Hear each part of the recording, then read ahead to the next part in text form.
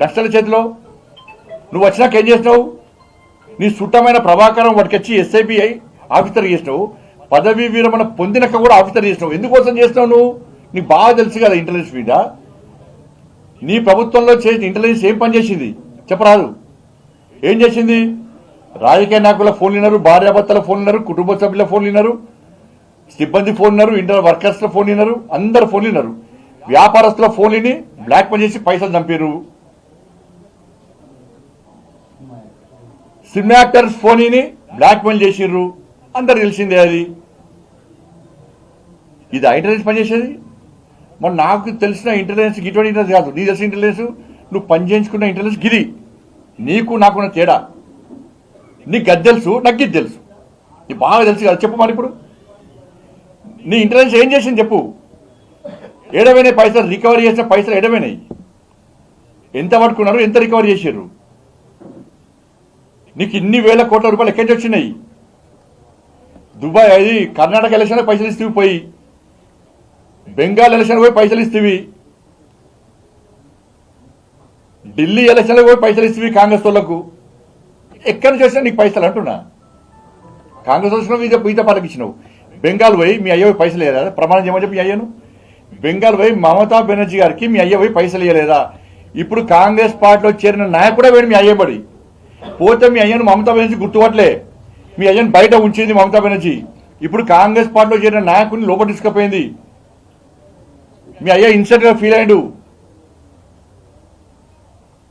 ఇది వాస్తవం కాదా? ముంబైలో పోయి పైసలు లేదా ఎలక్షన్లకు? ఇన్ని పైసలు ఎక్కడి నుంచి వచ్చినాయి? నువ్వు అమానీతులు చెప్పేది. నీ బండారం అంతా పరివర్త అన్నీ ఉన్నాయి. వ్యక్తిగతంగా పోవద్దు, అటువంటి క్యారెక్టర్ అనేది కాదు, ఇది మంచిది కాదు అని మాత్రమే సంస్కారం అనేది అడ్డం వస్తుంది. కాబట్టి నేను దూరం ఉన్నా. చెప్పు, ఇంటెలిజెన్స్ వ్యవస్థ గురించి నేను చెప్పినా. మరి నువ్వు చెప్పు, నీ ఎస్ఐబి ఏం చేసింది చెప్పు. రాధాకృష్ణ స్టేట్మెంట్ ఇచ్చింది కదా, దానికి సమాధానం చెప్పు. బాగుండి ఇచ్చిన సమాధానం చెప్పు. దానికి నేను ఇప్పించినా? మా పార్టీ నాయకులు ఇప్పించిరా? సిగ్గుండాల మా కార్యకర్తల గన్ని కేసులు పెట్టినావు, నా మీద కేసులు పెట్టినావు, మా నాయకుల మీద కేసులు పెట్టినావు, జైల్లో పంపినావు.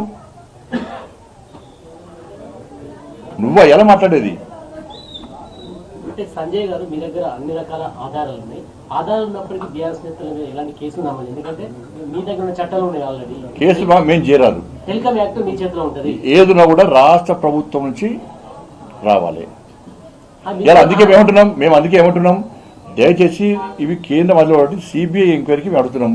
ఈ రాష్ట్ర ప్రభుత్వము స్పందిస్తలేదు కాబట్టి హైకోర్టులో కూడా కేసు వేసినాం మేము. ఇప్పుడు మన రాష్ట్ర అధ్యక్షుడు రామచంద్ర గారు గతంలో కూడా కేసు వేయించిండు. ఏది? హైకోర్టులో కేసు నడుస్తున్నది.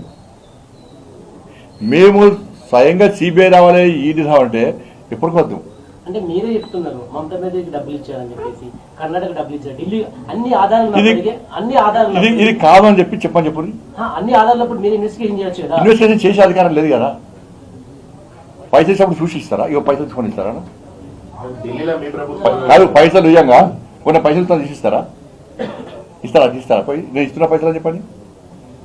ఇయ్యలేని చెప్పని చెప్పండి. ప్రమాణం చెప్పని చెప్పండి. ఫోన్ ట్యాపింగ్ అరికట్టడం కేంద్ర ప్రభుత్వం విఫలమైన భావించవచ్చు. ఎందుకంటే మీ చేతిలో ఉంటే టెలికాం యాక్ట్ అంతా కూడా మీరు.